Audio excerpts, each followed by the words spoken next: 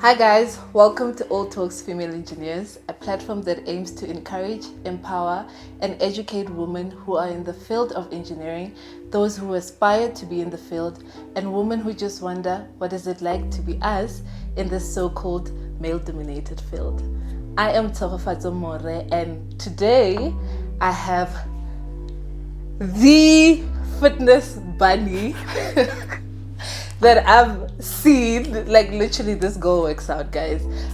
She's a South African with Ugandan roots. She's a former process chemical engineer who now transitioned into data engineering in the tech space. Please help me welcome Kasirye-Koikanyang. Hello.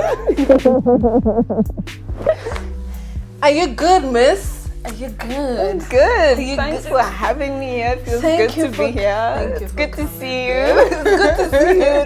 To think we used to see each other almost every day. Right. And then now it's that thing of, oh, now you've moved. I need you on my platform. I need you on my platform. Are you good, Medladi? I'm good. How's life? Life is new chapter, so life is exciting. I'm going through change, good change, positive change, change that needs a lot of growth, a lot of development. So yeah, I'm in that space and I'm loving it so far. I'm happy for you. Like, honestly, change is good. Change is something that everyone needs to experience to grow. So this is a growth phase in your life and I'm loving it for you. So I'm gonna start, just to make us comfortable and relaxed. I'm gonna start with ice-breaking questions. Alright. Firstly, what song did you listen to driving here? Oh my gosh. Actually, there was no music playing. I came with my husband and we were talking. Oh, okay. Yeah, okay. talking about this actually. Oh, really? What about it? I know. To be like, how do I feel? Like, what am I gonna say? I told him what I told you. That thing of, if she asks me this, maybe I'll say this. So it was a bit of a silent drive, but filled with conversation. Yeah, I don't tell any of my people who I invite to the platform any questions, so which is a good thing, because then now you get the natural feel of that person. You think at this on the spot, so I like that. So you guys were not listening to anything. It's a good thing that you guys were talking. Okay. And then your current read, podcast or show? My current read. So I have two current reads. So the first one is a prayer book. Okay. So it's actually a gift my mother got me when I got married. Oh, it's nice. called, it's actually a 3-in-1, but they're 3 separate books, but I got one book with all 3 of them in them. So it's the power of a praying wife, the power of a praying woman, and the power of a praying mother. Who's the author? Stormy Omarishan, I think that's how you say the name. Okay. So I really, I love that book. I don't necessarily read it like every day or in a specific sequence or say order. I just, every evening before I sleep, sometimes I'll open it. And the weird thing is, like, the books have chapters titled, and you basically read like the author's, how do I say, her breakdown of how she experienced that topic in her life, and the approach she take to it. She quotes scripture, and at the end of that chapter is a prayer. So the nice thing is that every time I open that book, it's literally something that applies to me in that moment in my life, and it's just like, that's the power of God. Like, that's just. We should get this book. Like, I like it already. Yeah, and then that's a nice gift from your mother, hey? It was just like the perfect gift. Yo, guys. Okay, and then the other book? The other book is actually a work read. So at work we have a book club. Oh, really? So they found out I like reading, and then they appointed me a book club leader. So the book that my book club is reading is called Mindset. Oh, okay. I can't remember the name. the title, of the name of the author, but Yes. so it's basically to allow you to develop a growth mindset, because not Okay. everyone has a growth mindset. That's Not true. everyone has a mindset where they're like, how do I make this better? How do I make myself better? How do I overcome those thoughts of I can't? And so I just started, so I don't know too much about it yet. But she's trying to warn me that please don't ask me more about this book. So I'm looking forward to reading that one. I think it also came at the right time in terms of the career transition and like getting my mind to be in a growth mindset, because I'm about to grow a lot. No, that's good. That's good. I should read it as well. But the way I have so many books laying around, like just now I was telling her I have so many books that I have to be reading, but I'll buy it and stash it there, somewhere there. The collection. In the collection, man. And then the best advice you've ever received. Could be career, could be life, could be anything. Well, it's one of the best advice I've received. It's from my mother. She says in life she should be like the bamboo plant. So wind, water, and it bends, it's flexible. Life is about things that are always going to bend you. But Your mother is such a wise person. She really is. My mother is one of my role models. She's just that person to me.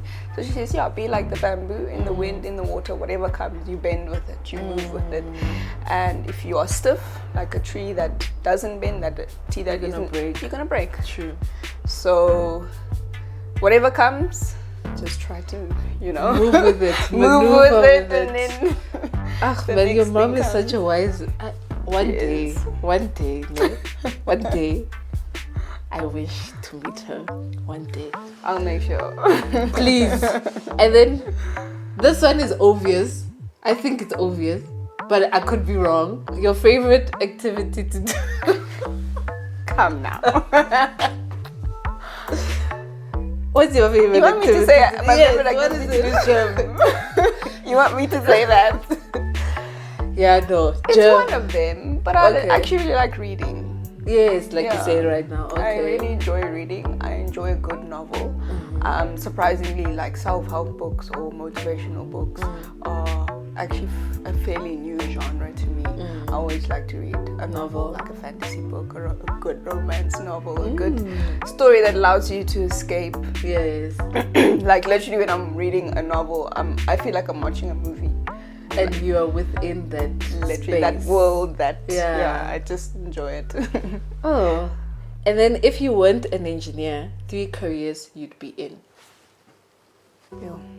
Okay. Can shorten it to 2. If 3 is a lot, we can shorten it to 2. Can it be another engineering discipline? Yes. I think I would be a rocket engineer. NASA vibes. I mean, there's still room. There's still room for growth. Eh? She transitioned. She might just well. Right? Yeah. Or being a doctor. Come from a family of doctors. It was. I wouldn't say it was in the stars once upon a time, but it was something I was going for. Yeah. Okay. And maybe a teacher. Teacher. Yeah. Really, teachers have a lot of patience. Eh? They do, hey? Like, Actually, wait. teachers have a lot of patience. I think I A teacher. Yeah. Yo, I respect teachers, Misha, because when I think of the patience and Right. And it doesn't matter which age group. How I think do you? every age group has that thing Their where you own, need to, have something in you to handle that. And then last question on our ice-breaking questions. Describe your job to a 5-year-old. Your current job. Okay. So I work on a computer. Uh-huh. And on my computer, let me just try to bring it back. Bring it back. Bring it back. So I think this is it properly. Okay. If you give me information that you don't understand, I can make pretty pictures that allow you to understand it. Does that make sense to you? And that's the simplest you can put it. I mean, to a 5-year-old. Yes. Okay. Does it make sense to you? Yeah, it does. So they give you information. Yes. That You code that it. they don't understand. Then I code it. I You basically develop a picture, Yes. a visualization Okay. that helps you understand your it. information better. Yeah. So to a 5-year-old, it would be like a pretty picture Yes. that allows you to understand. Yeah. No, I think that's good enough. You're actually the first person who explained it like for a 5-year-old. All the others, yes, they do say, but it's like a 5-year-old would still understand That's the this. thing. But that's their best explanation. So, alrighty. So, getting to the interview questions. Are you well? Are you enjoying? I am. I am enjoying. The ice is broken. So, the first question I have is, who is Nagitta? Our people wants to know who Nagitta is. So is this outside of my profession? Because I know In a lot of general. people, it's like, tell me about yourself. And Yeah, people but- always go for, okay, this is what I do for work. This is what I'm about. But as a Outside person, of your profession, who is Nagitta? Nagitta is someone who likes to be logical and creative. So I'm someone who enjoys to create a lot of things from scratch. So my creative outlets include cooking. I like to cook. I play instruments. I play three instruments. Yeah. I didn't know that. Yeah, I play 3 instruments. I play the guitar, the drums, and the piano. Oh. Self-taught in the guitar. I did drums as my instrument in school for subject music. Okay. So I did that up until grade 8. So I'm classically trained in that. So I'm a percussionist. So I like the beats. Like when I Okay. listen to a song, I like enjoy the the beats beat, and I enjoy the bass as well. So that's that. And then piano, because I did music as a subject, piano is kind of something that everyone kind of picked up. Yes. But I do enjoy it as an instrument. Okay. I wish to know a piano one day. Like I always dreamt of Being able to a play. foyer that has piano, right? And it's then just like when you it's enter a home, it's beautiful. Same vision. Sorry to disturb Same you, but vision. No, same vision. yeah. So I'm a creative in the kitchen. I'm a creative musically. I also like to produce music in my spare time, like on my laptop. Just what sounds Really? nice. Yeah, I would I've kind like of to hear one of the songs that you produced, which we will add at the end of this video. Thank you. Really. Okay. It'll be very old.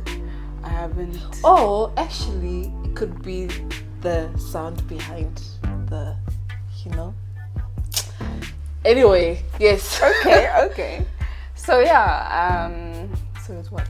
Cooking. I'm a creative cooking. That's music. We know I love to gym. She loves gym, guys. I love to gym because it's also a stress outlet for me. So once I leave the gym mentally, I'm just like, my mind's clear. I can see, especially like let's say I had a stressful day. Once you have a stressful day, you get a lot of thoughts that are heavy thoughts. Thoughts are like, what am I doing? Why am I even trying this? Or why am I even? You get doubtful thoughts. You get negative thoughts. So gym allows me to go in there and be like, look at myself look at me putting myself through this workout. Look at me lifting this weight. And I'm not saying that I always go into the gym and it's like, I do my workout perfectly. Sometimes I will do fewer reps. I will do half the workout. I will just stretch. We are women as well. I am a woman. Your hormones are not the same throughout the entire month. True. So when you have less energy, you do a workout that requires less energy. And then when you have all the energy, that's when you lift heavy things, or you just you do intense cardio, or you push yourself. So I don't want gym to become that thing that it always feels like a burden.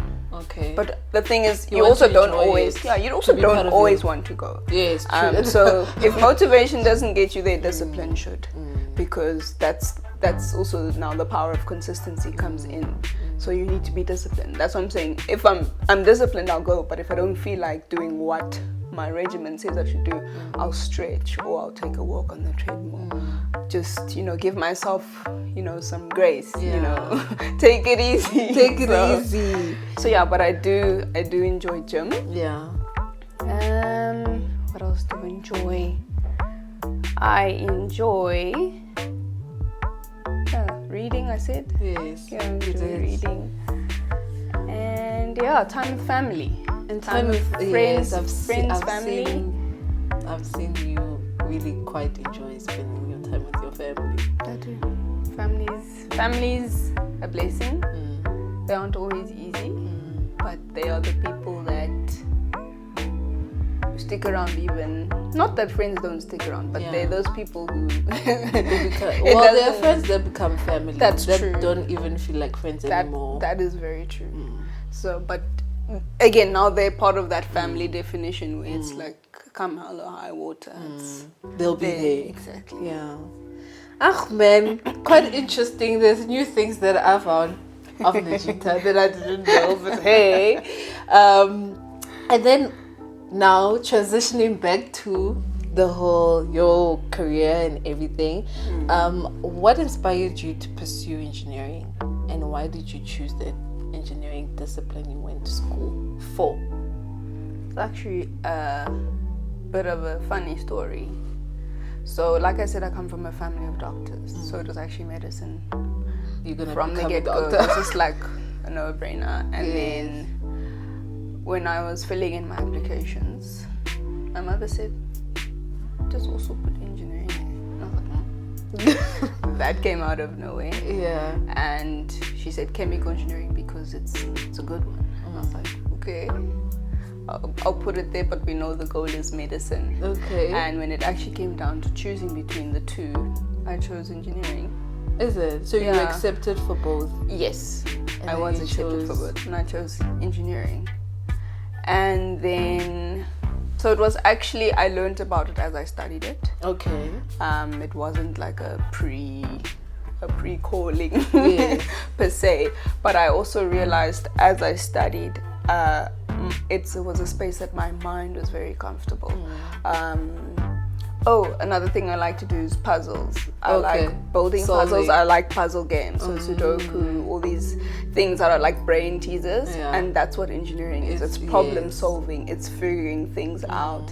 It's being stuck with something until, You figure it out. Exactly. Literally. And of course the maths was there. We do a lot of maths. Yes. That was for me, I don't know, I enjoyed it. Yeah. My mind enjoys being challenged in that way. So I just realized that, you know what, This is the one. this is the one. This Different is the from place to everyone be. else. Unique. Yeah, so engineering grew on me. Engineering school is not easy. It's not cute. It challenges you emotionally. It challenges you, and it just makes you resilient. It does. It makes you very resilient, and I learned to love it within studying it. How would you, let's say a person who came through that path of yours as well, who just chose it because, somebody else said, hey, maybe try this thing, and then they get themselves in that space, and now they're like, what is happening? I'm not gonna say that didn't happen. That happened to everybody. Yeah, but you're like, I should have maybe went for that other one. Oh, I should have maybe done that. I shouldn't have done this. What would you advise somebody who's going through that right now? A woman studying engineering, chemical engineering, or engineering per se. I think it's also different to person because some people genuinely find themselves in a space that they can see for real isn't something that they want to pursue. So it's good to know yourself because some people are very much like, no, finish what you started. I also believe in that, but I also feel like don't push yourself through something that isn't sitting with you 100%, because a lot of people, it's like, no, but now you're gonna go start again, now you're adding time, all of these things. In life there's time. This life is long. I don't think that's something you should stress about. Even especially, we know people who change disciplines. Yes. They stayed in engineering, but they changed disciplines, or they completely went to go and study something else, and they came out fine. They flourished. They did well. So I don't think you should be too hard on yourself when you find yourself in a difficult space, but also understand. Don't avoid something because you're scared. It shouldn't be driven by fear. Because if it's not scary, it's not worth it. I don't think it's worth it. You need to, because take away the fear. Yes. You're gonna do it. That's literally the only thing stopping you from doing it. It's the fact that you're scared. But if you take out the fear, which you can't, we're humans, that's what we feel. So if you look beyond it and really, dig deep and say, no, I'm gonna do this scared. And that's actually all life becomes as you grow up. You're just like, I'm scared, but I need to do this. But I need to get to the other side of this. I need to see, what this can be for me beyond a scary thing. So you're spitting. She's spitting wise words there. So a girl in chemical engineering feeling like she needs to leave, understand why you want to leave. Because everyone has different reasons, but understand why you want to leave. Chemical engineering is great, but anything else can be great for you. It's about what you do with it and knowing yourself. Exactly. That is true. That is so true. And then your journey into engineering, what have you learned? Engineering is a way of thinking, and I think that's why engineers are so diverse. You can put us anywhere. I transitioned from process in a mining space to data engineering in a tech space, and a lot of people ask me like, how did you do that? But a lot of these things, okay, you get a certificate or you get an additional qualification, then you move into that next space.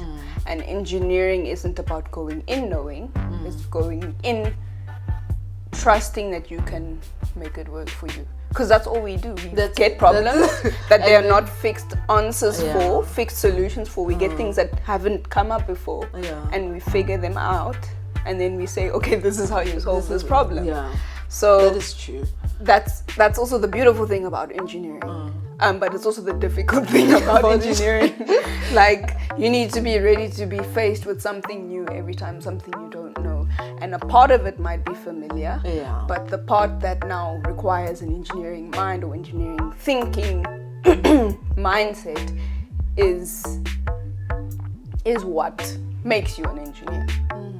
You solve problems that other people, can't solve or would rather you solve, because that's what you've been trained to do. Like varsity, like a lot of people come out of varsity saying, I did not see this. It's like, that's not the point. The point wasn't to see what you saw in your textbooks. The point was to put you through 4 years or so to be in an environment where your mind is constantly being pushed in to solve a problem. To do something new, to go places you haven't gone, to figure out a solution. That is true, actually. That's what varsities are actually. It builds character. Building us to, it builds character, it builds. Because you're never prepared to go inside the workplace, but given the things that you went through, given those things that you went through, you're just like, now I get it. Exactly. Now that 4 years or so of schooling, Well, yeah, no. Yeah. And it continues, like it's a constant learn as well. It's not like the learning ends there. Yes. The learning continues as well. It continues. Ach, man. And then what do you wish you knew before starting your engineering career? I wish I had done more career exploration. But not to say that I regret where I've ended up. But where I am now, I think I'm more suited to this environment or this type of work, just because of what stimulates my mind or the way in which my mind is being stimulated now.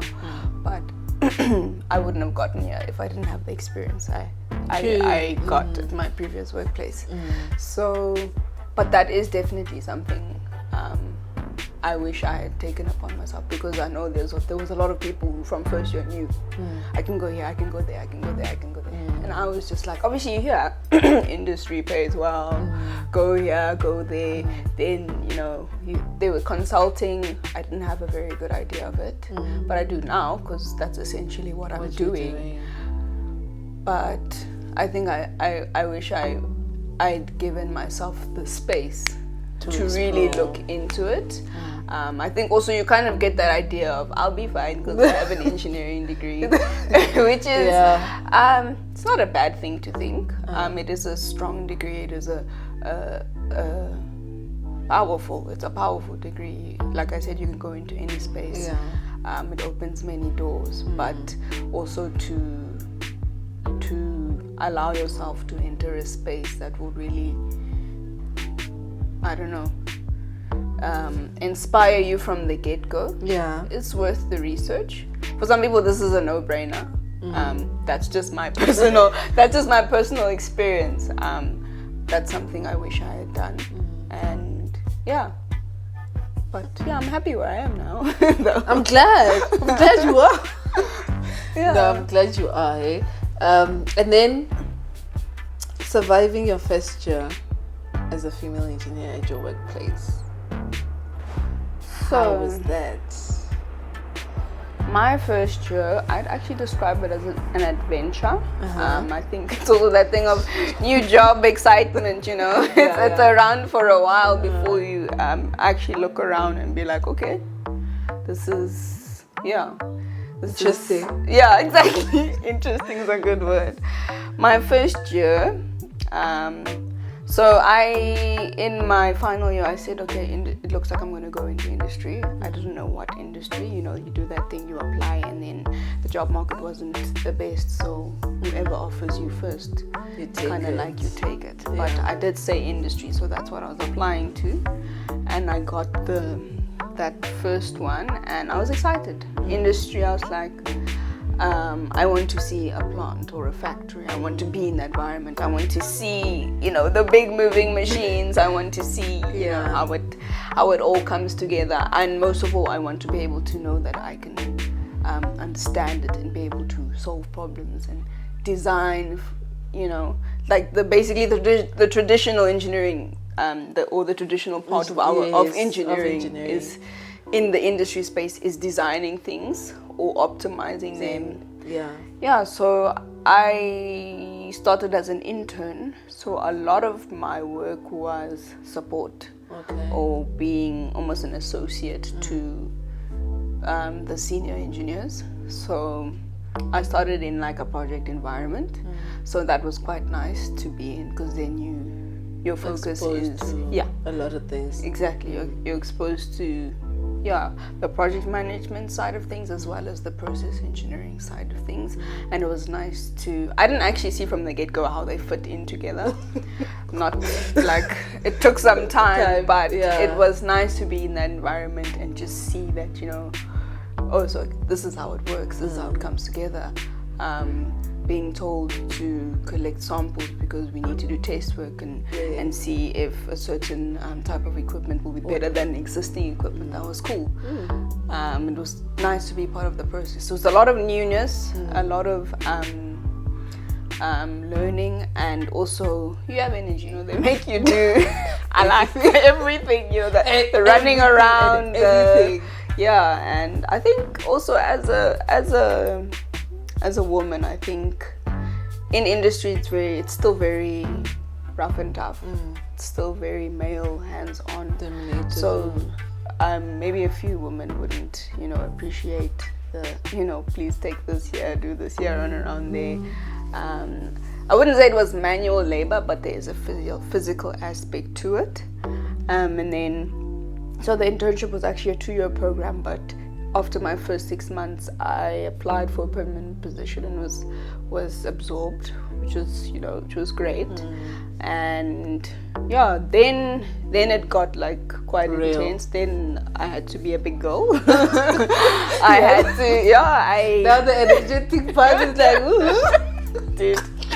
So I actually did my first project in my first year. It was a procurement project, and I think there you also get more exposed to. Well, with that I was exposed to maybe the business side of things, how the operations relate more to the business side, because I'd procured some equipment that would improve not capacity, but it's something that had slowed down operations. So me being able to procure a new piece of equipment allowed things to pick up again. So it was nice to feel that you had that impact, to see that improvement. So the first year, I think also because it was my first job, as a person in the workplace, you also grow up. You're learning to work. You're a working person now. You're taking responsibility. You're taking accountability. You are navigating a space with people who don't know you like your friends know you, like your parents know you, like anyone else knows you. So you also need to now make a good impression. No one knows what you're good at. No one knows that you're capable of this. So you kind of need to show that. You need to showcase yourself. Exactly. Basically. Yeah. Exactly. So that's with that first year of working. That's what comes with it, because you know all the stuff about yourself, but these people don't know about it. So you need to make an effort to show them without feeling like you need to do too much, if that makes sense. Yeah. And how long did you work there? Like 4.5 years, 4 years and 6-7 months. Would you 8 months.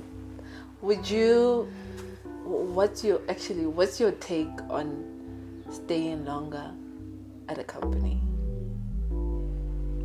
I'm of the belief you should go in, get what you came for, and get out. For different people, that takes a different amount of time. But I think a good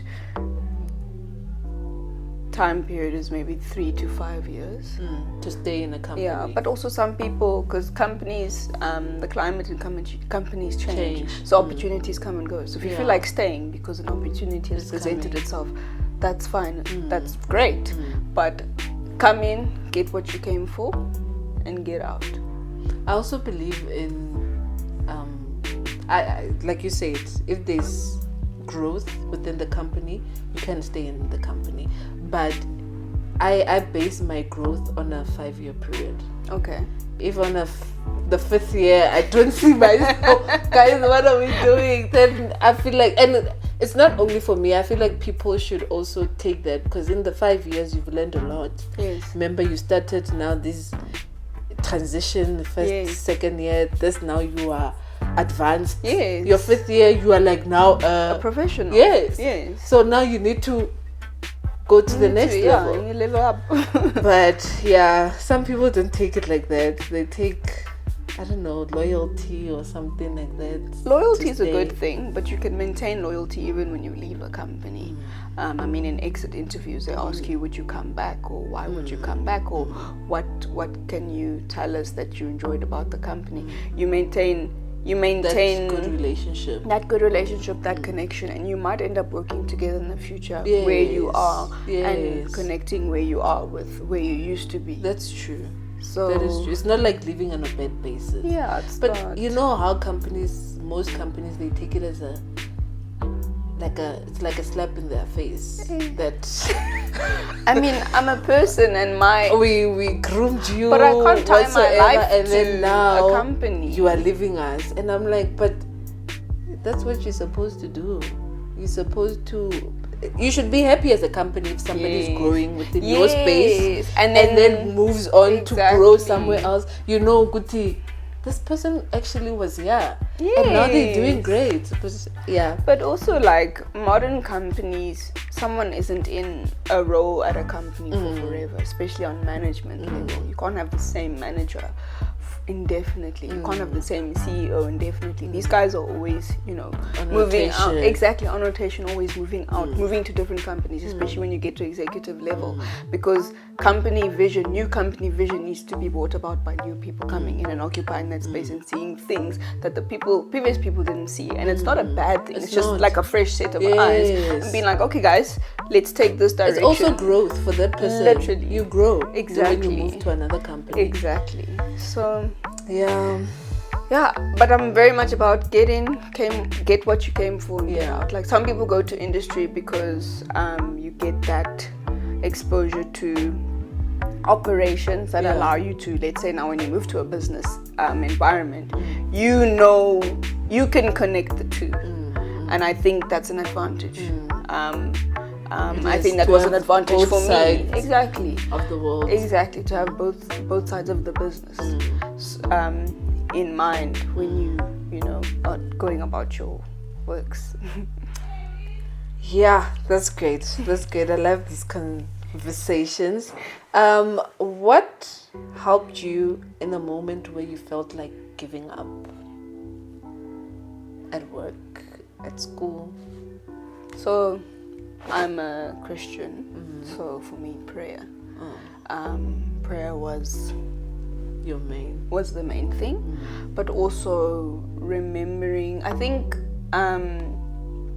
remembering why. I know there's a book you're reading. What's it called again? Start with why. Start with why. Yes. Remembering why you're here. Yes. And also remembering how far you've come.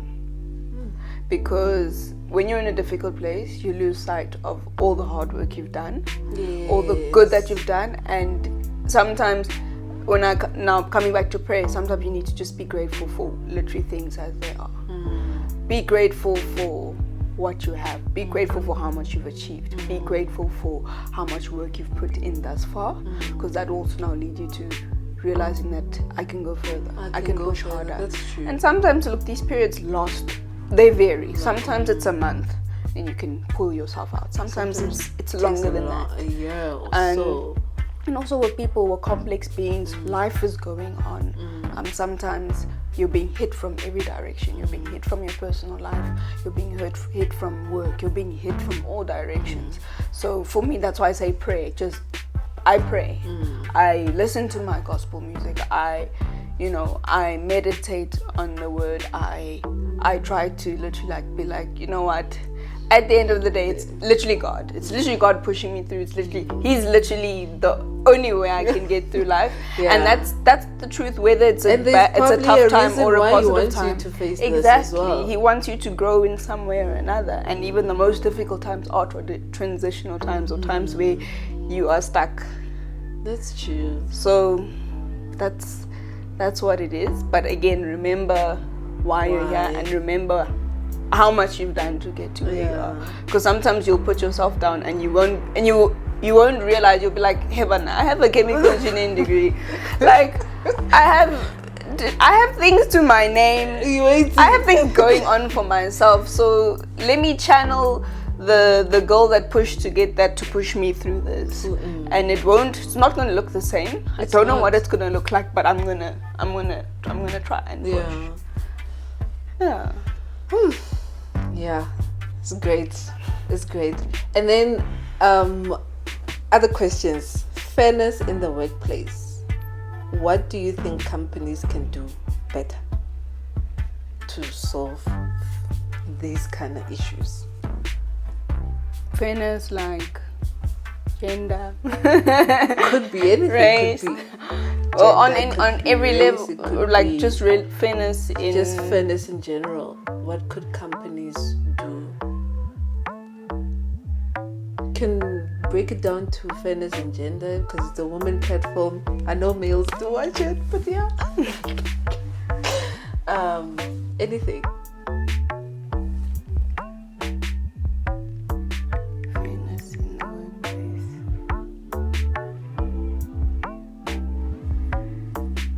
You know what? I don't want to sound cynical. I like to be a bit realistic and say life is not fair. Whether it's the workplace, whether it's a room you walk into for the first time outside of the workplace, wherever you go, life is not fair. There are people who will be favored over others. And what I also notice is that, I mean, even just as an engineer, everything is based on a system. And at some point, the system always favors a type of person, be it their race, their age, their gender, whatever. There's always something that they use. There's like how industry was favoring women of color. And a lot of people will now look at you and say, oh, you got in because you're a woman of color. Oh, yes. And for starters, I tell myself, for you, that's the reason I'm here. Yes. For me, that's nothing to do with me. That's none of my business. Because I came here to get what I came for, and I'm gonna leave with what I came for. So the workplace has always tried to create fairness. HR is always putting things in place. But when it comes to human on human interaction, in meetings, how people interact, there'll never be fairness. Yeah.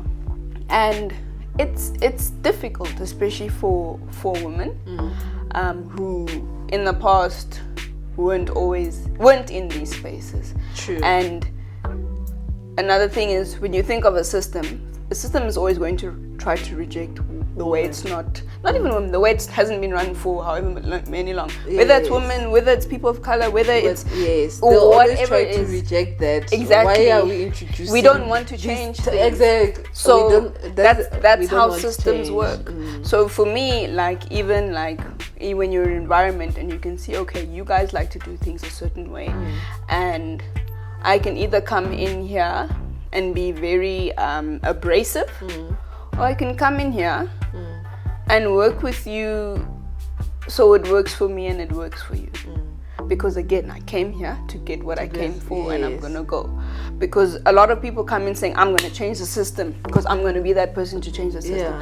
And I think it's a good mindset, but I don't think you should come in hot in the way you interact with these people. Firstly, I don't think you should come in and fight. Yes. Outwardly, You're gonna get tired. You're gonna get tired, and they're also gonna push you out, and they're gonna come up against you. But I also don't believe in sucking up, because your dignity and your who you are can it's detrimental to that. So I think strike a good balance, because sometimes you enter a space, let's say a team, and they have a certain culture, they do this every Wednesday, they do this way, and you're just like, I see that works for you people, and I'm not someone with that background. That's not my culture. I don't assimilate to that. But you don't need to come in and reject it and say every time you do this, you're pulling faces, or there's a negative energy or whatever. And like that's just one example, but that's like try to make it work for you. There'll always be a level of, I want to say, discomfort, but again, the focus is getting in and coming and get what you came to get and get out and with what you got, because you can go in. And because also when you don't fight them, they also now take the time to see you and consider you, and now you become someone that they can be like, give room, someone they can, because when you come in fighting already, it's a thing of they become defensive. Yes, become defensive, and you are testing the system. So come in, even if they see you, oh, you're good for a person that looks like you. Oh, you're good for a, you hear those things. Oh, you're good for a woman, or you're good for a woman of color. Oh, you're one of the And that stuff is just fluff. It doesn't apply to you. Yeah. You came here, and also you need to let your work speak for itself. Don't talk trying to prove yourself. Do the work. Do the work. And let them see it. Yes. And if they want to say it's because you're a good type of that, that's for them. It's not for you. You know you did good work, you are, and this work is contributing. And that's how you thrive in systems. Because there's always going to be a system. People are always like, no, do away with systems. Do it. It's almost like it's human nature. Yeah. You can't change human nature. You can't change that a certain group of people are going to reject a change to the system. Yeah. And systems change in that they always favor different types of people at different points in time. Yeah. And it shouldn't be something that deters you. It shouldn't be something that pushes you away. Yeah. It should be something where now you apply your engineering thing. How am I going to solve my problem in this environment? system. How am I going to make this system work for me? As much as there's this, and this, and this, and this. That's very clearly unfair. It doesn't like in a logical way, we know this is not right. We know that me in the system being treated this way because I don't look a certain way, or fit in this way, the way that they want to, So I can say a lot of things, a lot of ways in which companies can make things fair. But systems have a way of settling into not the old system, but the way it already, like you can always write a rule book, and then we'll follow these rules, but we'll we'll still break it somewhere, break the rules. Like if you think of like quota systems, this much percentage needs to be women of color, they make sure it's only that much. It doesn't need to be more. We're fulfilling the quota. We want 5 women of color. Let's just put give 5. them 5. Put 5. And for me, it's a thing of fine. I'm one of the 5. This is an advantage for me.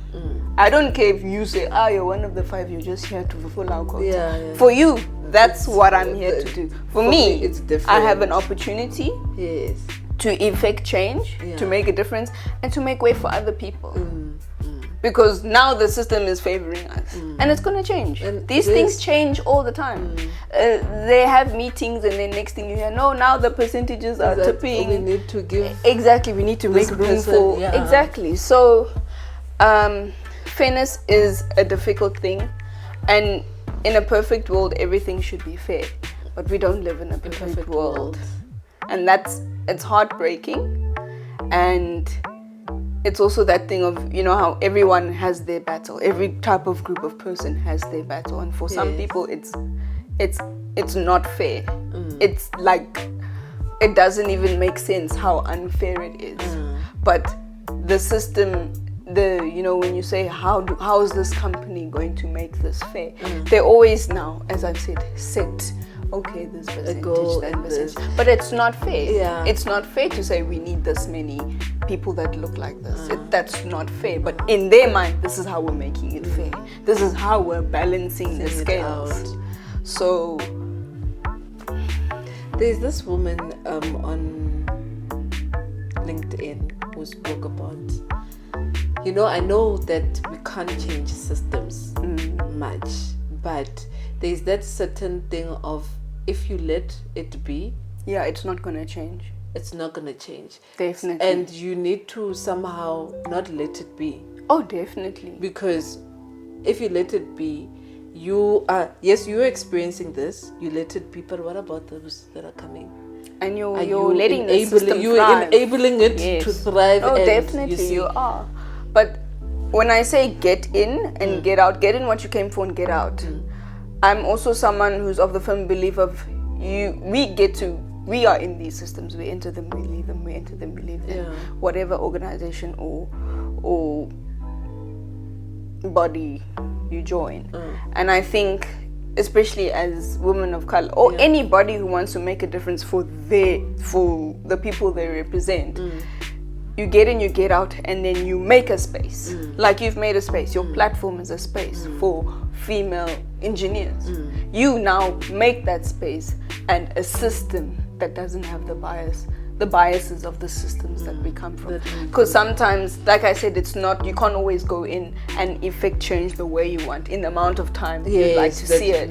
It's but not going in also, you do make a difference when you go in and you don't fight the system, you don't necessarily assimilate to it, but you get through to them in a way that maybe now they're more open to your kind or whatever. Like your kind of thinking. Yes, your kind of thinking, your way, or people like you, whatever, in whatever context that may be. So, yeah, for me, systems that are established are very difficult to change. That's why platforms outside of the systems outside of the systems started by people who are rejected by other systems are where you can create, not necessarily fairness, but you can allow them to be seen to shine as bright as they should. And remember, you're coming from those systems that wouldn't allow you in, but they know you. And now when you're here, they can say they can recognize it as something good. Does that make sense? As opposed to going there, fighting with them, and then starting something new, and then they're like, because eventually all systems are interconnected, if that makes sense. Now they need to speak to each other. So you can, you leave a workplace, you don't burn bridges, but maybe you left because you knew, I wasn't going to thrive here. But if you don't burn bridges, you maintain connections, you maintain respect, then wherever you go, people can talk about you, watch you. Yes. And then whatever you start, especially if it's for to accept the people who look like you and are like you, then they'll respect that and be more open to accepting that. I feel like that's also how you bring about change, and maybe that's also how you bring about fairness, because maybe they'll now be open to being like, okay, maybe we won't just stick to the quota. Maybe we'll just we can bring more. Because why are we sticking to that?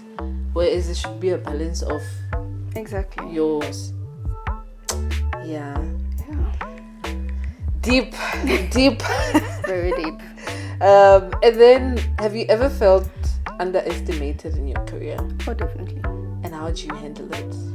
How would you advise somebody to handle it from your experience? Focus on your work. Focus on what's in front of you.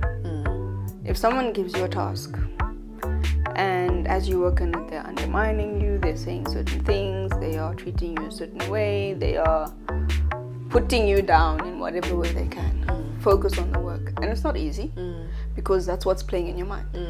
The scenario of, like, even when you're in a meeting, and now there's certain people who just you don't get to finish your sentences.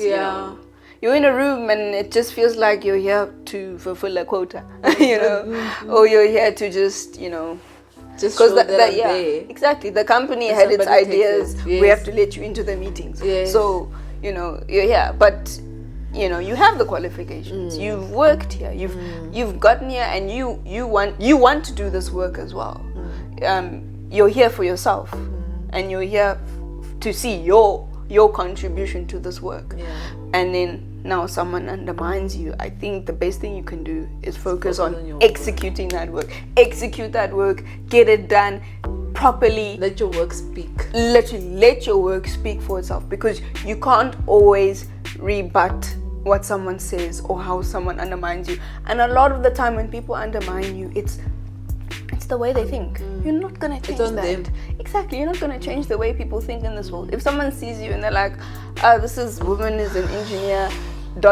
this, that. You know that doesn't apply to you. So don't stress yourself with it. Don't make it your problem. That's not your problem. It's something that I've said recently, that you need to know yourself. You really need to know yourself. What you're here for. Your worth and your value. What other people think, let them. We're all allowed to think. Everyone's allowed to think. Let them think what they think. You should know what your worth. And I think that's so difficult from when you start out as I think any engineer, man or woman, you come in and people are saying what they want to say. People are young engineers this, young engineers that, and then you add female engineers. Why are they here? This, that, and it's why so. do they want to feel special? Hey, and it's so difficult. Why? It's difficult, but your mind has to say that literally has nothing to do with me. It's all on them. It's all on them. It's how you are as a person. Exactly. And if they change their mind, that's great. That's great. If they don't, that's also fine. That's also fine. I always say if something doesn't go the way that I would want it to go, right? Or some people say a certain thing about you that you know, hey, I know my worth, I know this. I say it actually shows me you. Yeah, more about them. Yeah, you are revealing how you guys are. Exactly. It's and a now reflection I'm of learning, them. oh, this is a new learning. Okay, this is you. It's this a reflection of them more than it is of you. Yeah. Yeah, and it only gets harder as your career progresses, because everywhere you go, yes, because now everybody is like, this person just came from where, what, they have this qualification, I'm sure this is why, they attach things to you, and you need to be like, sorry, that stuff really doesn't apply to me. That's not my story. Yeah. I know my story, and again, I know what I came for, and I'm gonna do this work because it fulfills me, and I want to add value. Your thoughts, if they're positive, I appreciate them. True. If they're negative, I'm not gonna appreciate them, and I'm not gonna attach them. I'm not gonna entertain them. Yeah, I'm not gonna entertain them. And it's also because I think even I've spoken to some people where it's like, no, you need to correct them, and that's when you now start making the system now starts to react to you, because you start actively trying to, and you just need to let your work speak for itself. And that's to anyone, especially even young people. You come up in a space and there are people who've been there longer than you. There are people who are used to doing things a certain way. And you come with ideas and they're like, that's not how we do it. We know how this thing works. We don't need new ideas. Yeah. And that this thing has worked since 1995. I'm sure you weren't even born then. So, Honey, but why are we still struggling with something that worked 1995? Yeah, but they also like their problems. They're used to solving those old problems. So your new ideas are going to bring new problems. Yeah. So you just, and sometimes it's a dead end. Sometimes you will never get to implement that new idea. That's also just a reality. It takes magic and, I don't know, a different thought process that this people actually come around. And also back to the undermining thing. Sometimes you mention idea, no one listens to you, and then later they're mentioning your idea. Yeah, like it's theirs. Yeah, that happens a lot. You also need to give yourself grace, because you need to be like, that's my idea. That comes from me. That comes from me, and it's enough. Even if you don't receive the claps, clap for yourself. Clap for yourself, and let it be enough. Yes, because there's gonna be a lot of moments like that. Especially, I feel like for women, we sit in rooms, we talk, but people don't hear you, and then someone else is saying your words, and you're like, oh, okay. I'm glad you listened. Yeah. Right? I'm glad now I go back, I'm like, I'm glad you listened. Really? I do. I'm like, yeah, you see, that thing is gonna work. I like that. No, honey, I like go, that. you need to know that I know that you used. You see, I'm aware of what has I'm aware just of what's just happened. Yes. I'm letting you be, but me and you, between you and I, you're gonna know that I know. Yes. You're gonna know that I know. So yeah. Anyway, and then you are married. I am. To Kasirye-Koikanyang. I am. You are a dog mom. I'm a dog mom. And you're an engineer. And I'm an engineer. How do you juggle all of that? I think they have to be connected. A lot of people like, how do you... Okay, juggling is a thing. Juggling different aspects is a thing, but you need to make them have almost like an... What's this word I'm thinking? Intersection. And they all speak to each other, because for for me, as an engineer, it's not just my profession, it's the way I think, it's the way I am as a person. I like to organize things a certain way, I like to do things a certain way. And in my marriage, that kind of comes through. And I like that my husband actually allows me to be the engineer mind wife or woman that I am, and the way we do certain things. And we've managed to find a dynamic where the roles we have in our household are complemented by our professions. Not to say that we are now working in our marriage, but just the type of thinking or the way that our professions have made us, we make it work for our marriage. And even though, I mean, I get to switch off work, but like the way I do things, the type of wife I am is, you could say, an engineer wife, for lack of a better term. And then the dog is our dog, he's our fur baby, we look after him, we both play with him, he's our baby. No, I like how you say your husband appreciates you being, not like you cut off work, but you are still that. Yeah, I think also, because not a lot of men appreciate married men, they don't appreciate. They're like, hey, but please. I think it's you know, in marriage, it's you commit to each other, and in marriage you're not the same. You're not gonna be the same person all the time. You evolve. Other things, other areas of your life change you, and every day you need to learn to love this new version of your spouse. And things like your career are a part of you. They affect the way you think, the way you tackle things. And every marriage has its own, every couple has their own dynamic in their marriage. And some it's based on older ways, some because of modern times have had to find a way that they now adapt to what's going on with them as individuals. And I appreciate that my husband accommodates the engineer in me. I appreciate that he appreciates that. And I think it's also just that way of committing to his vows, learning to love the version of me that I am every day, learning to take pride in that.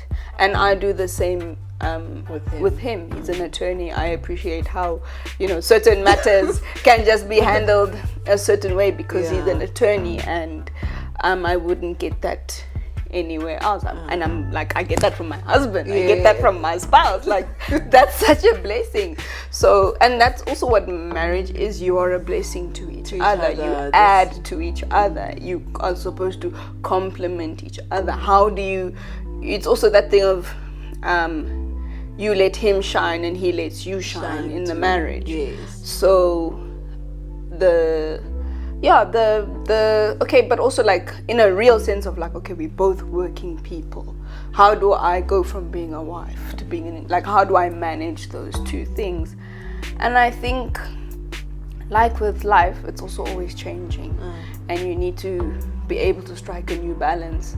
And transitioning into a new job also means transitioning into a new almost version of yourself as a wife or as a spouse. Like things like work-life balance. Now I have hybrid work, and I can be home, I can start supper at 4, I can start the dishwasher, I can unload. But it's also now a thing of, just because I'm home, it doesn't mean now I should do all the housework, because I do have work that I'm doing, but also it's an increased mental load. And we've now had to find a new balance with that, because mental load is a big thing. Like, if I say, if you ask me to do something, then I'm doing, but while I'm doing it, I'm asking you questions every 10 seconds. I haven't taken off the mental load from you. So I really appreciate what my husband does in that regard. He can carry the mental load after I give it to him, because a lot of people like if you send someone to do something, now it's done, it's gone, it's with them, they're gonna handle it. Now the whole time they're doing it, they're calling you. Wait, what's this? Wait, what? And like, but didn't you listen? But didn't you? Oh, it's like, I've trusted you to have that. But also, again, in marriage, that's something you work on. It's something you build. it's not to say that we'll happens. assign things and then break and then we go out Yeah. in separate directions and get it right. So being a wife and an engineer, yes, being a wife is complemented by being an engineer, and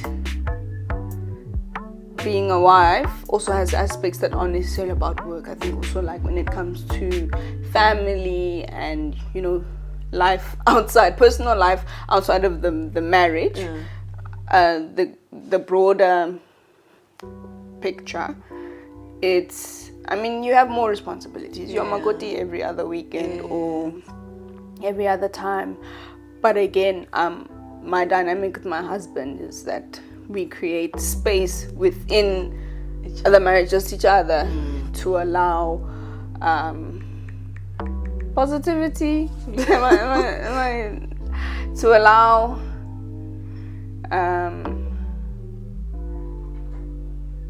ourselves to flourish. No, a part of the question is, what do you think companies can do better to support women in this field? And I mean, where I was, I think they supported women fairly well. In terms of, look, it's like they support women to a certain extent, if that makes sense. And I'm just trying to see, okay, how would they improve on that, that I saw. Because, so back to the quota thing, they limit it. Only let certain women move up, only let certain number of women only let a certain type of woman move up, only let because I think it also creates I don't know if I'm saying it right, that Beyonce effect or that Beyonce syndrome.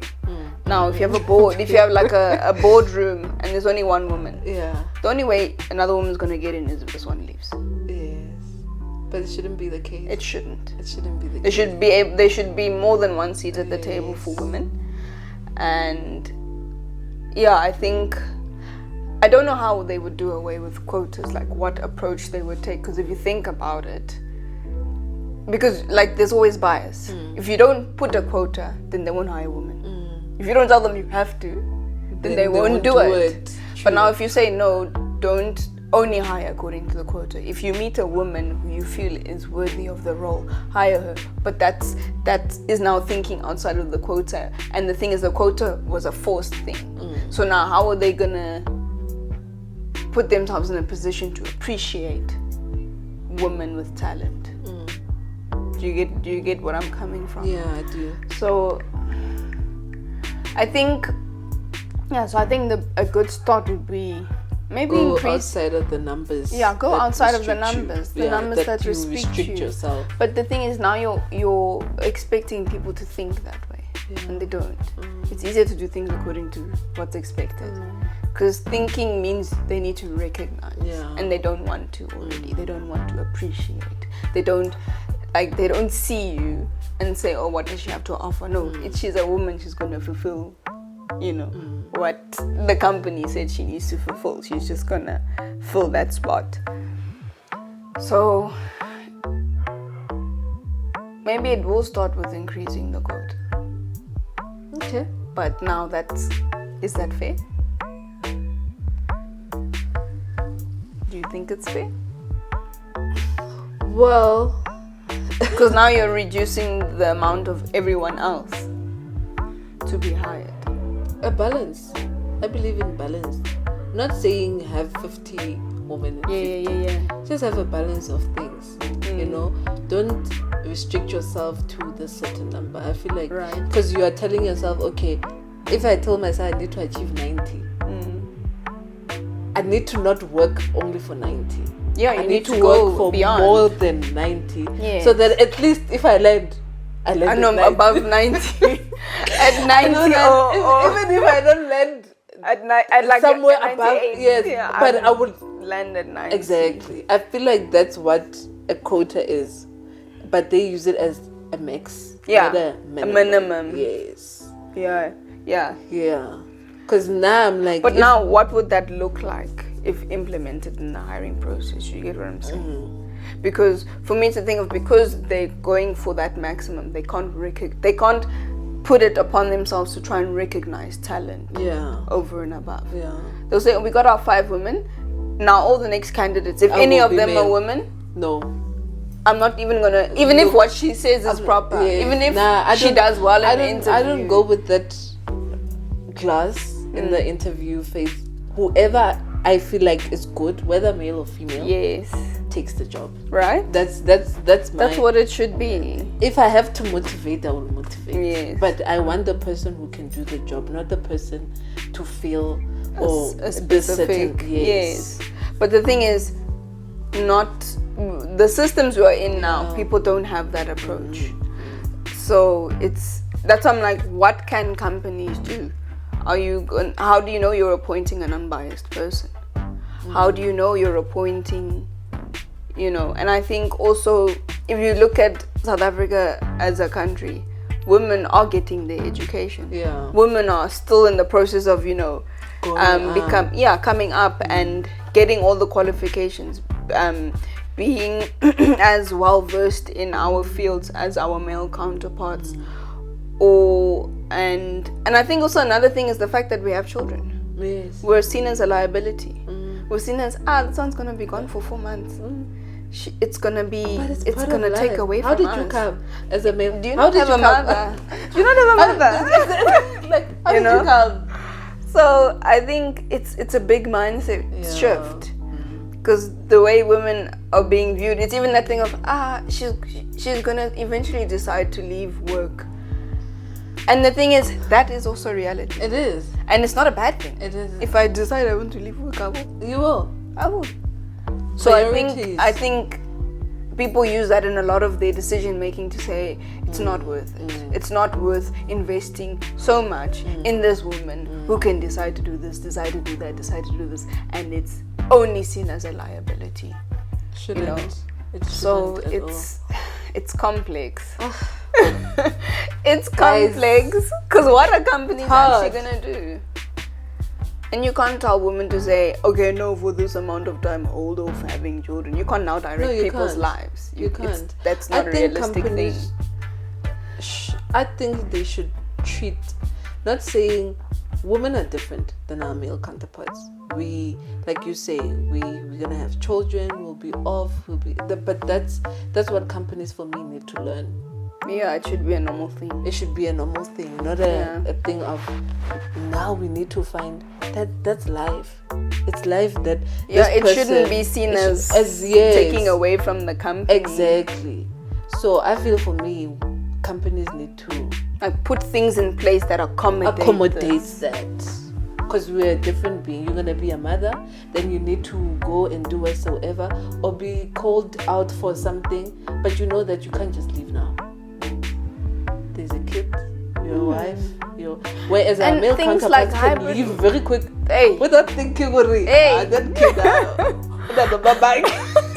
yes, the man. You see those kind of things, and I would appreciate that if companies would see that. Because yes, there are women that don't want kids, a career focus or whatsoever.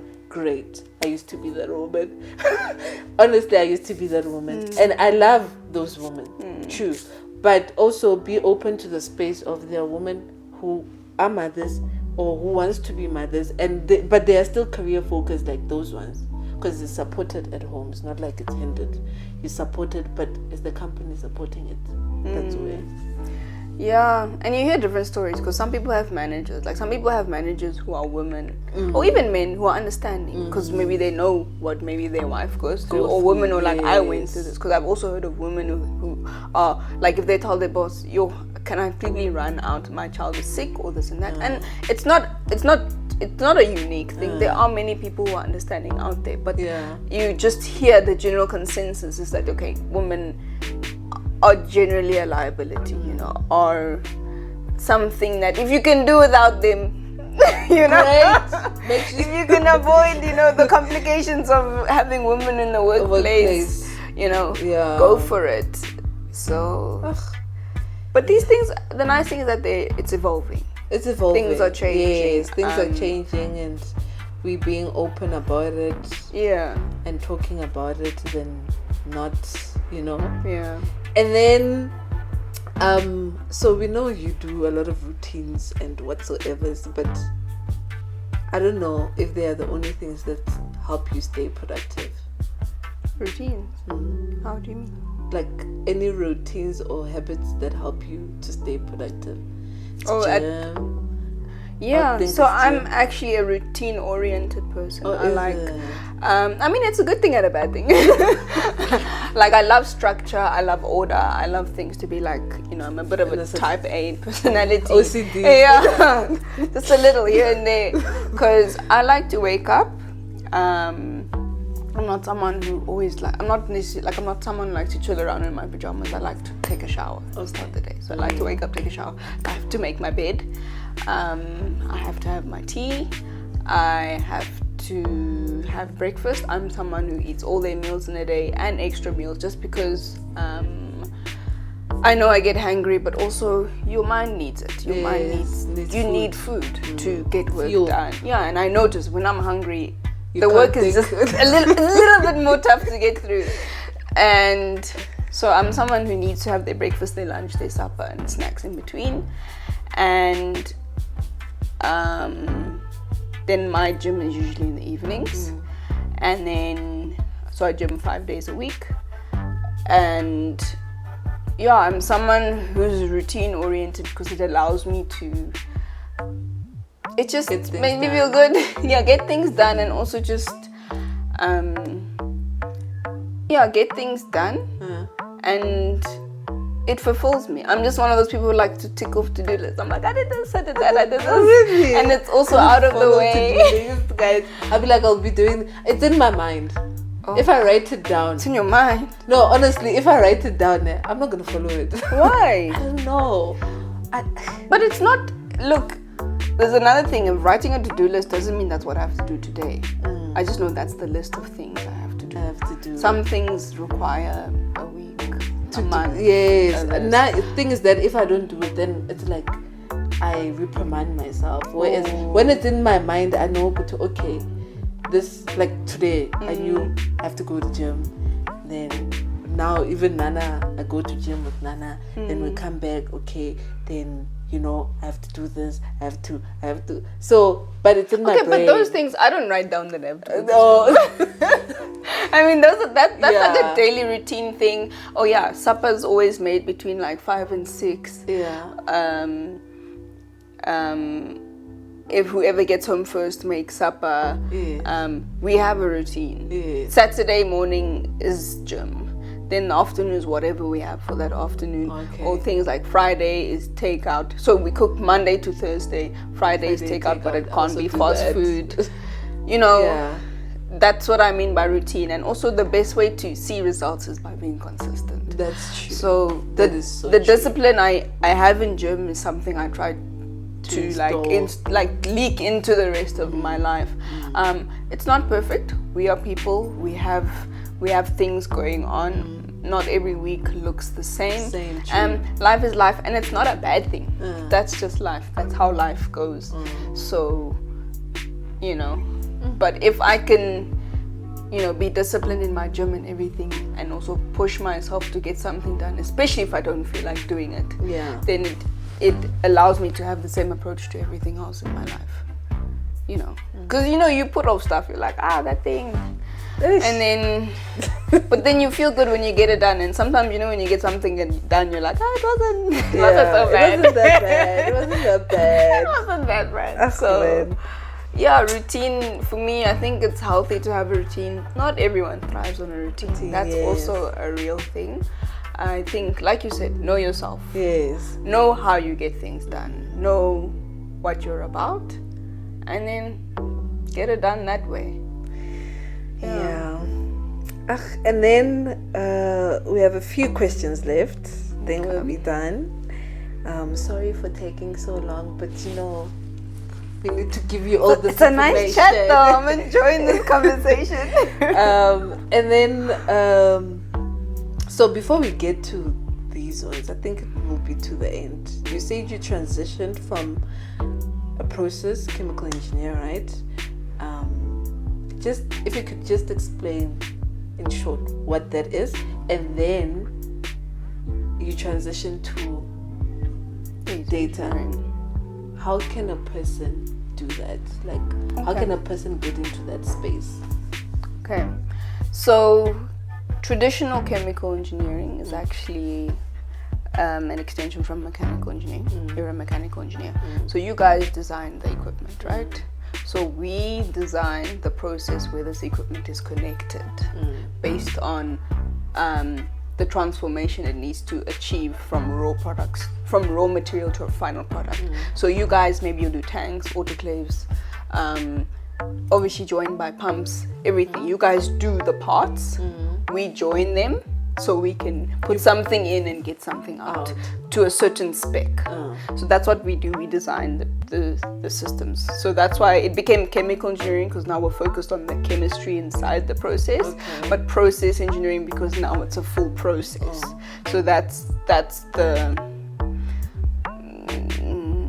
the basis. The basic of it. Yes, that's it in a nutshell. So in undergrad, we do a lot of traditional chemical engineering based on that, what I just explained, but it's in different industries. So it's in your oil, it's in your gas, it's in your, what else is traditional? Oil, gas, I think that's basically it. Oil, gas, and like chemicals. So your chemical industry, where you're again trying to take something from a raw material to a final product. So that's essentially chemical engineering, and you learn to manage the projects that these processes are designed for, if you're in a project space. And then, sorry, where am I going with this? How did I get from that to data engineering? So these processes, you can gather data from them, because that's how you know if you're running your process well or not, or if it's been designed well or not.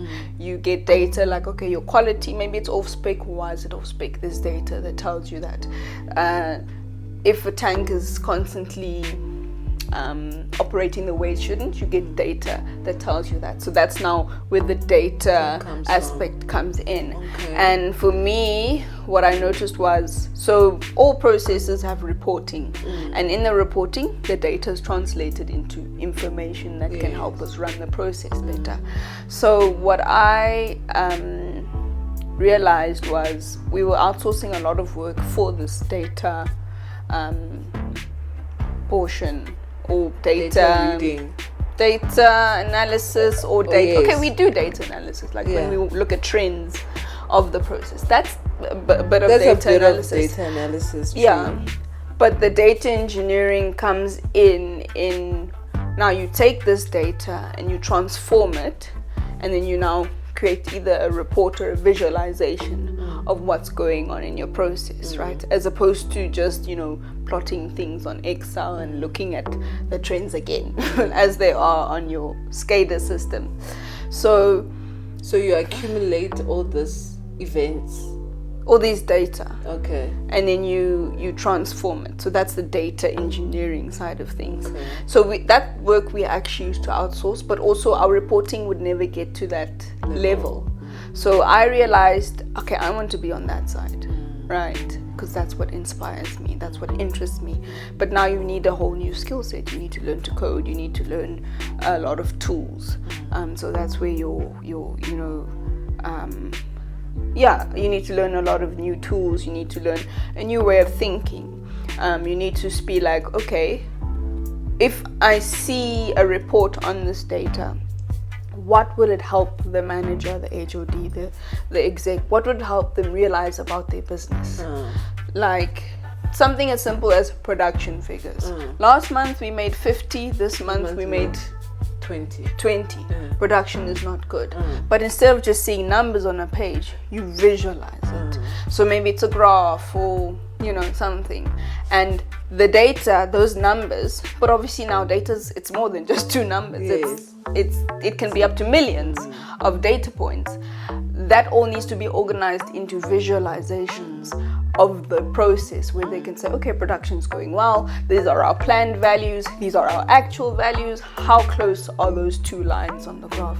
Now you're getting this thing of, okay, we can forecast better, we can see how we can improve our process, we can be like, clearly there's a bottleneck here, how do we open that up? And that's cool stuff. That's cool stuff. So that's where your data, it's like data engineering, data science. And the nice thing about undergrad is, remember we did that coding module? NPR. Yeah. So we learned to code in Python, so at least I could recall that. But now I was just like, when you're looking for jobs, and you're like, okay, this is a cool field, but now you're looking at the requirements and you're like, I have none of this. You have to know SQL, and you have to know what the Python, SQL, they want certifications, Java, and HTML, all of this stuff. So they want you to be a bit of like a software engineer. And also, traditionally, to be data engineers, people have mathematics degrees, statistics degrees. What's this other one? Computer science. Computer science, yes. Right. And IT. Yeah. People with or software engineering backgrounds. Those are typically like in the beginning of, let's say, data analysis, data science, data engineering, data analytics. Those were your people who were there. But now when you start doing work for clients who are in a mining space, wouldn't it be great to have someone with a mining background? Someone who's maybe been there, or someone who, but I guess of course you could be someone who did that work in the mining environment, but if you've been like in the operations, I mean, it's nice. It is. It's a nice addition. But now I needed to now say, okay, how am I gonna gain all these skills and prove to these people that, coupled with my experience in that environment, how am I going to come and work in an environment where now I need to be able to use all these tools? And so I looked, obviously you look online, you're like, you know, typical Google search, data analytics certifications or qualifications. And what came up was this, I guess it's an institution. Yes. Called Hyperiondev. And Hyperiondev. Okay. And they offered a certification. They actually had a whole range of them. They had data science, they had software engineering, they had cybersecurity, a whole array. And they also offered it through Stellenbosch University, or they offered it privately. Okay. And I decided to do it privately. I think it was it cheaper, or maybe not cheaper, but there was a reason I chose. Okay. I think it was because I could do it in my own time. With Stellenbosch, it would be lectures. You need to be available to watch the lectures. I'm sure they would be recorded, but it would also feel like, you know, maybe you're falling behind. But I think you'd actually have to follow almost like their program and be finished. So if it ends in May, it ends in May. But if you do it, take it upon yourself, there's a bit of flexibility. You can finish sooner, or I think you can extend. So I think that's why I chose to do it privately. Okay. So I did. It was actually a boot camp, and I enjoyed it. So you enjoyed NPR? Yeah, I did enjoy NPR coding. So in this boot camp, the new stuff was data analytics in like the traditional sense. So here's a graph. Tell me what the graph is telling you. What's, here's data. Look into it, and then make it make sense. Yeah, make it make sense for someone who's trying to learn something from it. But obviously now with data, it gets complex in that in a real system, data is not clean, data is not organized, data is not... You need to do those things first. So that's now where your data science, data engineering comes in, where you need to see... Because not everyone organizes their data, not everything's in neat tables. So that's where now this world gets very complex. You are a bit OCD-nyana. So so my mind is like, let's clean up this data. Let's arrange it. Literally. Yeah. So... but that's also very surface level, but I liked the certification. I did well in it. I did quite well in it, and it allowed me to also have build a portfolio of project work. Okay. And they also had a bit of career guidance. The only tricky thing was they had a lot of like graduate programs, because some people actually do this course, I think straight out of matric or either straight out of varsity, as like a bridging thing into like a specific industry. So it's a year. Mine was 6 months. Oh really? Okay. So I did that for 6 months, and yeah, they help you with your CV. They have a job board where you can apply if you do well enough, because they also affiliated with some companies, so they can submit an application for you as a company, and then it's nice. You're endorsed by them essentially. And but it wasn't, look, I did this course and immediately I was like, sharp, first job application, I'm gonna get this. And it wasn't like that. I did have to do a lot of refining of my portfolio, of my CV, learning to structure my current experience, my existing experience at the time, in a way that it would appeal to someone in the tech space. Because the thing is, a lot of people will be like, mining, chemical, what are you gonna do here? Or of course, also another thing was the cost to company wasn't it wasn't fair, because I don't have experience in that field, and maybe they don't see that I'm worth that much, because you just came from the other side. You just came from the other side, and so you have to be able to frame yourself as an ideal candidate for that job.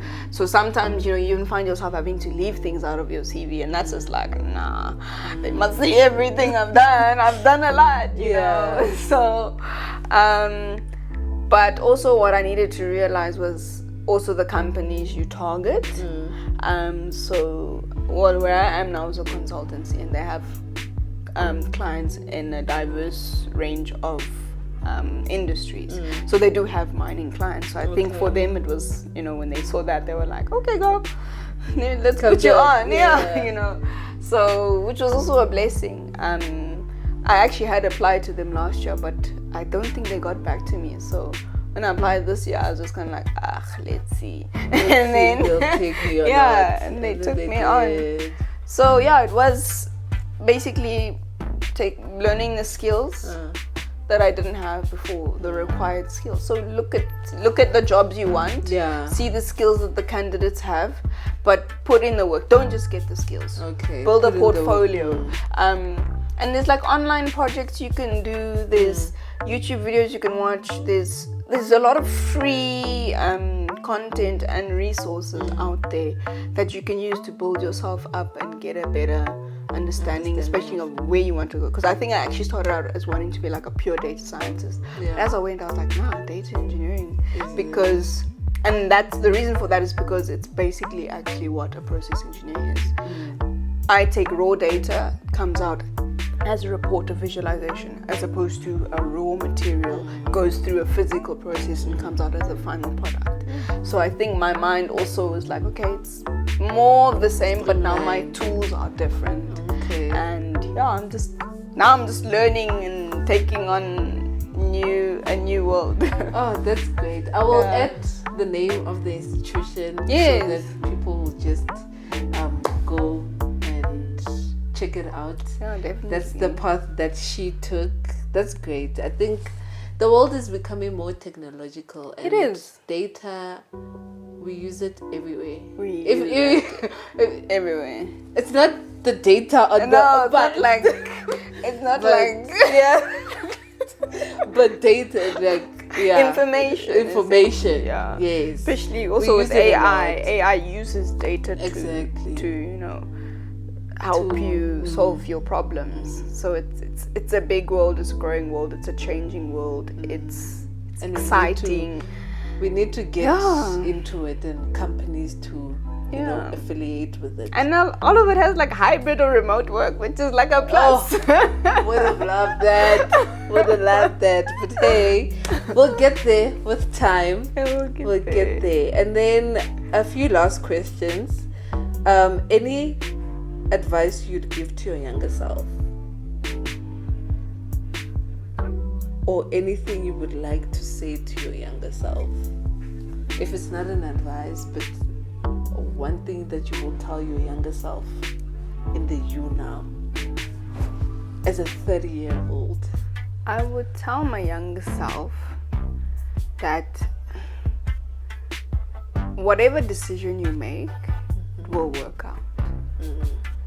In that, how, especially I think when you are younger in your 20s, sometimes you can be hard on yourself for not being able to make the right decisions or the decision that is the best one, because sometimes you have two decisions.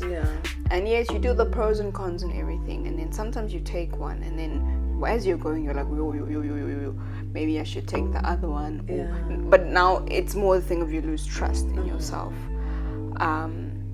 I think you should learn to trust yourself, because for me, I think at some point when I was in industry, you have those moments where you're just like, this place.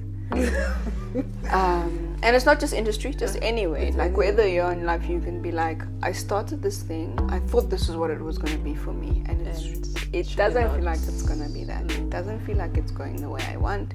But I don't think, now looking back, I'm like, the exposure I had in industry, the company that I was at, the scale, the level that it's on, maybe I wouldn't have gotten that exposure anywhere else. The exposure to see that I want to be a data engineer. The exposure to see that I can move in this direction. And move different. Yeah, because everything I have had, I've gained until now. I use it. I can use it. I still use it. So it's like, life isn't about, no, I regret this, I regret that, I regret this. Just know that what you learn now, and also God doesn't give you something that you can't handle. God doesn't put you in a direction that you're not supposed to. If you are not supposed to be here, God wouldn't put you there. Remove you. So literally trust that God has placed you exactly where you have to be. In every sense of the meaning, that's where God has placed you.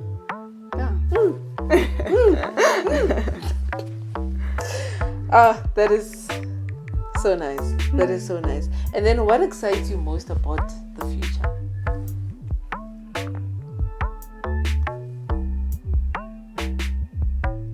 A lot of things. A lot of things excite me about the future.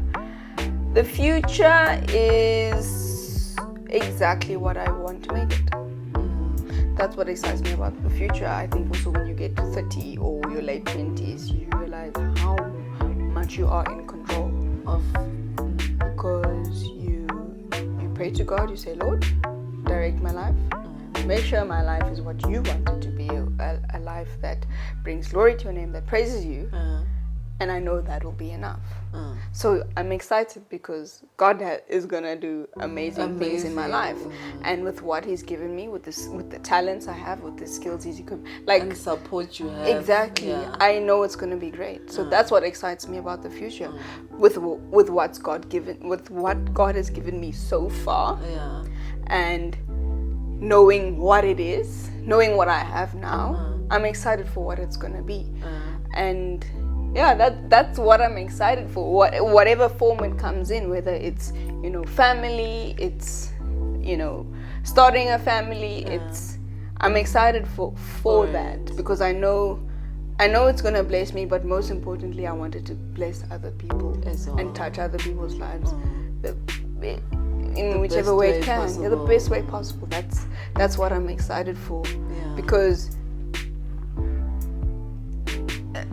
for me, life, I think you reach a point where you also realize life isn't about things. Everyone will be like, I'm excited about that money, the cars it's gonna buy me, the house is gonna buy me. And you know what? That is it. That's nice to have all of that. Nice to have, but that's not where the blessing is. That's not where God's grace is. So I'm just excited to see what He has in store for me. I am too. I am too. And I hope it's above your expectations. It always is. God always gives us more than we ever asked for. True. And then, we're coming to our last question. I've enjoyed this so much. That time she was so nervous. I was nervous. I was like, what am I gonna ask? What is Toko gonna ask me? But this is why I want, so that you feel comfortable, and you see as we go, it gets better, or it gets more comfortable, and then you let go, and then you talk, and then I'm like, which is great, and that's what I want you guys to do. So the last question, I can't believe it's the end. The last question is, what would you hope the next generation of women engineers gets to experience that you didn't? A lot. I hope they get to experience not being undermined. I hope they get to experience being chosen first. I hope they get to experience not hearing that they were chosen because of a quota system, or they don't hear those types of words. I hope they don't get to hear that. I hope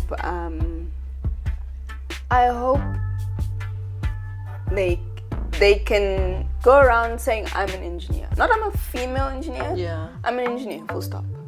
Yeah. Because the female part is like, okay, so you're a certain type of engineer. No, we do the same work. Yes. Exactly the same work. Yes. I'm an engineer. Because having this, there is also an element of pride. I'm a female engineer. I'm an engineer. I'm a woman and I'm an engineer. But it should be a normal thing. Yes. It's not like men have to say, yeah, I'm a male engineer. Yeah. So I hope they get to say I'm an engineer without feeling the need to wipe out that male energy from the profession. Yes. In that term, when someone says engineer, they think of a man. Yeah. Now if a woman says she's an engineer, everyone's like, but how? Yeah. How does that work? Yeah. So I hope they get to experience that, if that makes sense. The wholesomeness of saying I'm an engineer, and it's enough. And it's enough. You don't have to explain yourself further. And you don't have to, I hope they don't ever feel the need to prove themselves. No one should ever feel the need to prove themselves beyond doing the work that's in front of you. Yeah. I hope they never feel that they have to fight that. I hope that it's not a thing that comes. Yeah. But I guess, excuse me, that's also just life. Whatever space you're in, be it not engineering, whatever, the need to prove yourself is something that you just need to work on. Yeah, that's true. It's not only in engineering; it's everywhere. It's almost everywhere. But we thrive. We thrive, and we'll go forward. We will go forward. Yeah. Thank you so much for gracing us with your presence on my platform. Please do follow her on her platforms as well. She's on Instagram, Nagitta. Kasirye-Koikanyang. Her surname's always good. So I always say her name and then she'll finish up with her surnames because wow. Yes, please do follow her on. You just on Instagram. Yeah, I'm on LinkedIn. Oh, we can connect. On LinkedIn, you can connect. If you want her to be like your little mentor, you can also speak to her. I don't think she'll mind, I won't mind I don't think at she'll all. mind. But yeah, thank you so much for coming. Thanks for having me.